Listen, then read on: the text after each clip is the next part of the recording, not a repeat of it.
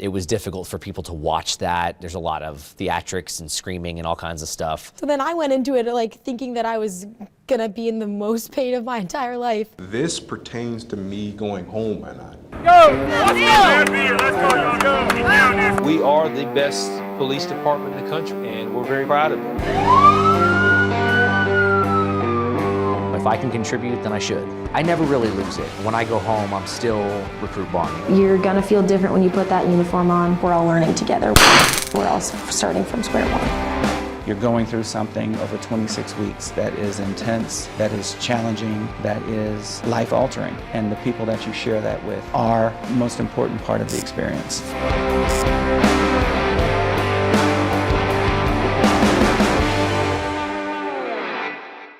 This week in the class, there's an electricity in the air for 196. The TASER certification course is a day that all recruits have on their calendars. Before getting tased, there's a classroom portion about the safety and the history of the tasers. Ask the majority of people, ask all of us, if you had to pick one right now again, it would be OC or TASE, most people are going to say TASER. Pain is worse, but it's 5 seconds. Now mind you, it's the longest 5 seconds of your life, I understand that. But it is literally 5 seconds. You'll see, and that's part of the reason to get exposed. And when that exposure is over, the 5 seconds, you're pretty much good to go, meaning so is the suspect as well. So we're going to dabble into all that as we go along. Is there any glaring questions about the TASER before we get going? I know it's not like what you see in the movie. You've all seen The Hangover, right? In the face. It's not like that. People don't pass out and they just go unconscious. It doesn't work like that, okay? So we'll dispel the rumors as we get going. We want to make sure that you guys understand how these weapons work, how they are capable. They can be a very effective tool for us, but we need to use them appropriately, so we need to be very serious about how we use them. So I'm going to take you back to 1993, actually, when the Taser company was founded, and there was a weapon that looked like this. It's called the air taser. This was the very first taser that, taser, back in the day, that was what they were called. This is what they came out with. It was a 2-shot program, or a weapon. It had an effective range of 15 feet, so you had to be within 15 feet of the person you were deploying on. And it ran for 25 seconds. Excuse me, 30 seconds. So instead of that 5-second ride that you guys are familiar with, it would actually continue to cycle for 30 seconds. But if you watch any of the videos dating back to when the company first started, you would notice that people would kind of be flailing all around and they had a lot of movement. It wasn't like they just went, straight and stiff as a board and fell down on the ground. So when they started out early on, both with the air taser and their early weapons, this is the M26. This is actually the first one that Charlotte went to back in the day. We tested and evaluated this for about a year. And then they ended up coming out with a different weapon after that, and then we ended up adopting for basically everybody in patrol. But I'll get into that. When they came out with that M26, they discovered what they call neuromuscular incapacitation. And that is that lockup that we see. So they learned from the weapon standpoint, the wave of how that electrical current happens, the number of cycles per second. There was a lot of tweaking they did to be able to get that lockup, which is, of course, what really benefits us. So it actually puts the person down on the ground. Usually they'll be nice and stiff, and we can go in there and handcuff under power, and we'll go through all that throughout our training today. But that M26, this one right here that looks a whole lot like a pistol, with the exception of the yellow and black stripes on there, that was what really started to kick that company off. Now it's time to ride the lightning. First up, the class president. Oh, nice. The one positive thing I will say about the TASER is when it's done, it's done.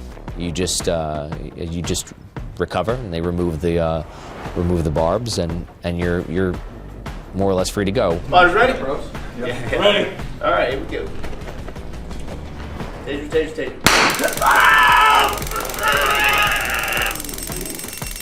You're good. Relax. All right, breathe. Breathe. I think in general, people were more nervous, and they might say something different now, but I think in general the class itself was more nervous about TASER. It was difficult for people to watch that. There's a lot of theatrics and screaming and all kinds of stuff. Even the motion itself, the concept of I'm standing here, people are holding me, I hear the words taser, taser, taser, and then I hear a pop, and suddenly something is going to happen to me. So I think that kind of generally, the sudden nature of it, I think, is what got people a little bit. But ultimately, everybody made it through, and now we're all better or worse for it. I'm not sure, but we're all past it. So. Okay, guys. So you just saw a big back shot that it did before. That's ideal. I did it to him. Back shots are great. Clothing fits tighter, much larger surface area to shoot for. But let's say she's wearing this big old puffy jacket or whatever, and I think it may hit the jacket. It may not be as good of an exposure. What's another good shot to do? Leg shot. Yeah. So leg shots are great. The taser, I was able to just go to like La La Land. Like I literally don't even remember it.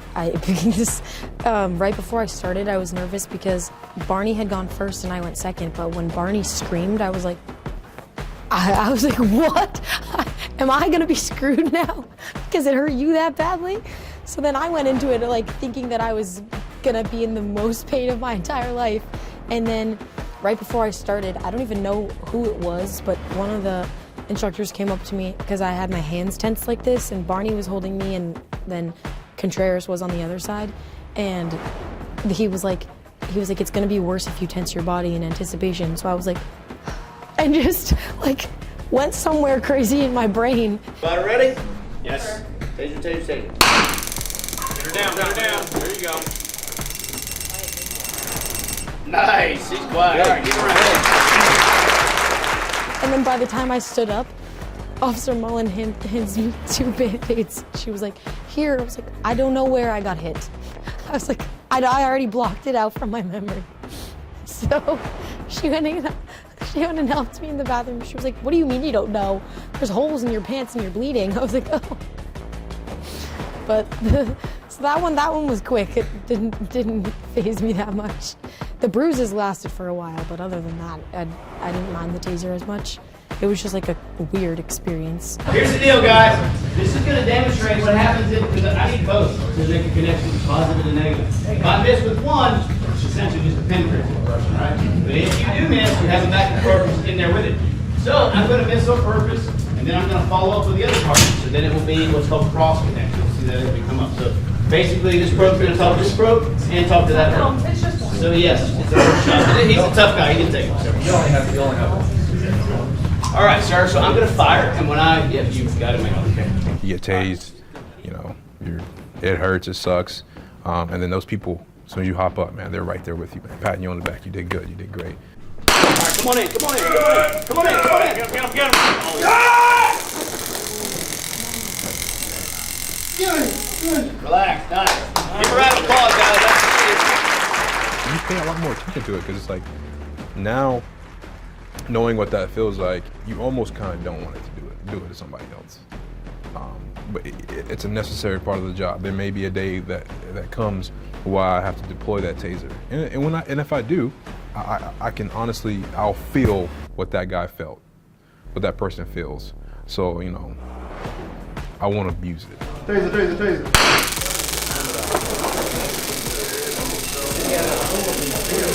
I would say the anticipation on that one could have been the worst because you're hearing your teammates make these involuntary sounds and noises and screams. So it could have built on that one. And actually, in my memory, when it got to be pretty bad for me, like when they were really starting to roll with that, that's when I went ahead. I said, I gotta get in line for this. I just gotta get it over with. As the rest of the class finishes up being tased, we will jump over to firearms training. The first part of the unit is classroom and range expectations. I'm going to start with this specific form. It is the Police Recruit Service Weapon Agreement. Everybody make sure everybody's got one, correct? We're not missing anybody? All right, like I said, this is going to be tedious. I'll try to speed through it. If you have any questions, don't hesitate to ask because this is very important, okay? The purpose of this agreement is to ensure that as a police recruit assigned to the training division, you understand and acknowledge the standards that are associated with being issued a handgun in order to improve your firearms proficiency at work. This agreement is not disciplinary. Rather, it establishes department expectations and standards to follow. Failure to adhere to these standards may result in disciplinary action to include extra duty, remedial training, and termination. Background, you will be, and I can almost say with some certainty, if you were fooling around with these firearms, that latter is probably going to be the outcome, termination, because these are a tool. But these are a very serious tool that we have, okay? Like I said, it's probably one of the most, other than driving, one of the highest liability things we do as a police officer. and we take it very seriously, especially on the range. Background, you'll be issued your handgun as part of an amplified effort to increase our firearms proficiency during your recruit training and to subsequently set the stage for your continued success here at CMPD. Establishing solid standards early in your firearms training curriculum will translate into a career-long proficiency with the use of your weapon, its care and safe handling. You will be issued your Glock 17 Gen 5 9mm pistol and training magazines. We gave you 3 magazines, the cleaning kit, gun lock, and the dummy rounds will be issued on your first training day, or your first range day. By state standards, I've got to do 10 hours of classroom. We're only getting 8 today. I'll do the last 2 on your first day at the range, okay? So we'll make up those last 2 hours, and that's when I'll issue the other stuff to you, all right? Emergency response is one of the more difficult parts of the course. This is due to the more aggressive style of driving. The class starts off with ride-alongs.